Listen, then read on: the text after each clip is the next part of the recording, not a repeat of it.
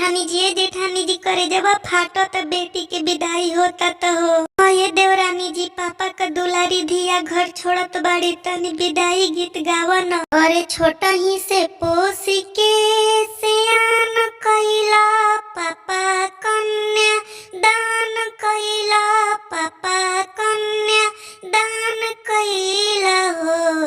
किए हो पापा पत्थर करे जा कईते जला बेटी के दूरा भेजे लहो। किए हो पापा पत्थर करे जवा कईते जला बेटी के दूरा भेजे लहो। किए हो पापा के कारा से मंगाबा तू भरा लोटा पनिया, के करा पकड़ब तू आस हो। किए हो पापा दूरा चली जाई है तोहरो बिटियावा, टूटी जाई मनावा के आस हो।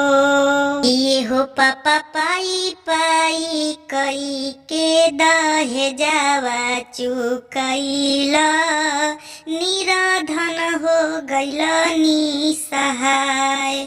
किए हो पापा पत्थर करे जकई बेटी के तेजल, दूरा काहे भेजेला पापा।